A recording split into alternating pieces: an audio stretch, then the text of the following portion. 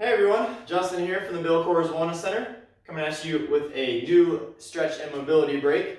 We're taking it dynamic today, and so with that said, we're not going to be holding any of these positions very long. We got 5 different moves here. Let's go ahead and get right into it. It shouldn't take more than 5 to 10 minutes. And so with that said, we're going to find a wall for our first mobility exercise. We're going to put our back up against the wall. Arms are going to come up in a T shape, so 90 degrees away from the body. And then before I start this move, what I want to do is I want to tighten up my abs, depress and lower my rib cage. And I'm going to do that by really thinking about driving the small of my back into the wall.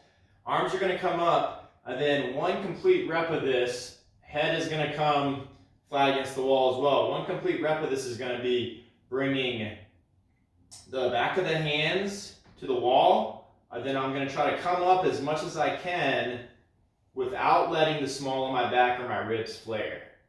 I'm going nice and slow here. Then I'm coming back to the start. I'm bringing those back of the hands away from the wall, and that's 1 rep. We're going into the second one now. We're going to do 5 of these. And so remember, don't let that core relax and bring that small of the back off the wall. You'll notice I could get a lot further, but then I'm going to start flaring. I'm going to have to release that core brace, and that completely defeats the purpose of the exercise, which is to help get better mobility through our shoulders. So let's go for the third one now. Going nice and slow, reaching up, holding for a second, coming back down. You should be feeling that burn in those shoulders. Really focus on keeping those ribs from flaring upwards. Keep them down. And let's go our 5th and final one here. And that is our retraction to wall slide. Then we're going to move into a frog stretch with thoracic openers. So make sure you've got a soft floor or something to stick underneath your knees. In this case, I've got a mat here for myself. I'm going to orient it sideways. I want to spread my legs to get a groin stretch. So that's the first part of this, the frog. And basically the only thing that you need to keep in mind here is that hips stay over the knees, then ankles stay in line with the knees as well. You don't want them to be in or too far out. So with that said, splay those knees as far as you can comfortably. Keep those hips over the knees. And then what we're going to do is we're going to support ourselves with one hand while the other hand comes behind the head. And then we're going to try to rotate as much as we can through the thoracic spine to do 10 of these on each side. So if you're going with me, here's 2, 3. Make sure you're following it with your sight. There's 4, 5, 6. Hopefully trying to inch your way up further and further and being able to open up more. There's 8. We got 2 more. 9 and 10. All right. Now we're going to place that hand that we were doing the openers with down to support us, and same thing on the other side. Going 1.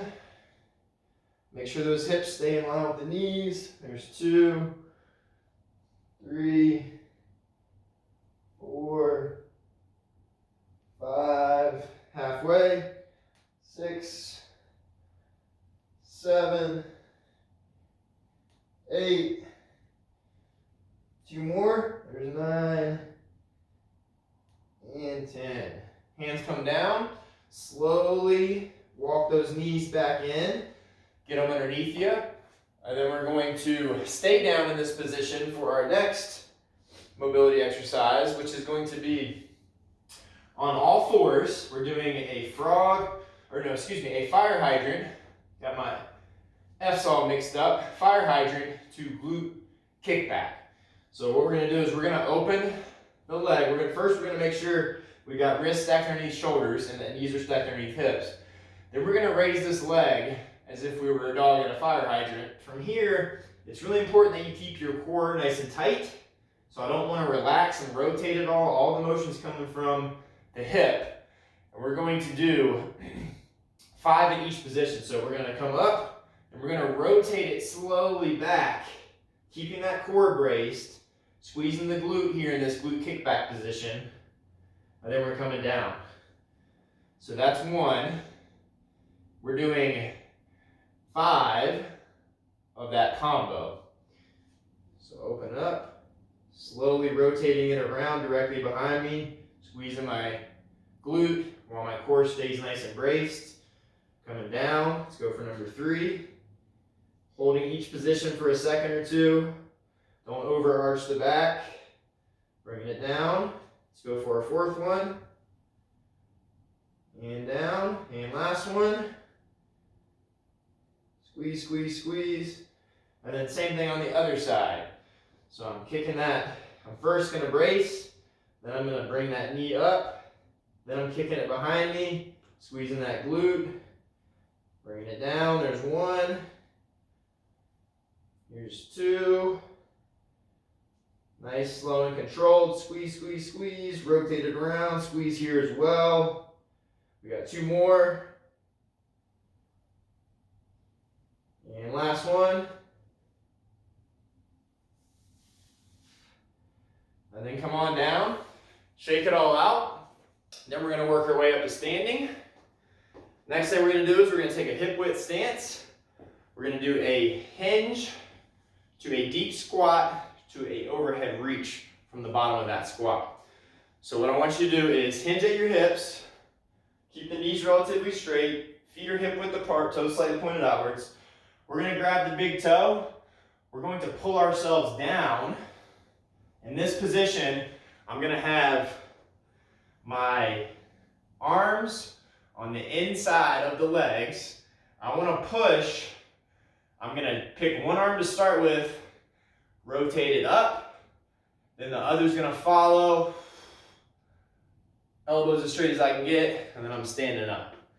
That's 1. Let's repeat 4 more times for a total of 5. Let me give you the side angle here.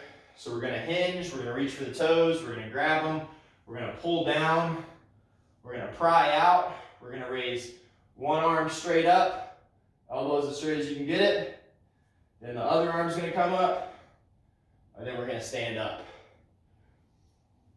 Let's roll through that again. Hinge, grab, pull, one comes up, the other comes up, I stand up. 2 more here. Switch to the front view again. Hinge, grab, pull, wedge yourself down. One arm comes up, elbow as straight as you can get it. Other elbow comes up. Try not to let the knees move at all. Then stand it up. Drive the floor away from you. Very nice. Last one. Hinge, grab, pull and wedge. One arm comes up. Other arm comes up. You stand it up. Shake that all out. Nicely done. And we're going to move to our last exercise, which is going to be a dynamic hamstring stretch. It's called an ostrich walk. We're going to do 10 steps all together. Use the space that you have. I'm going to try to keep my back flat by keeping my chest up. And then I'm just going to walk with it, hinging at the hips.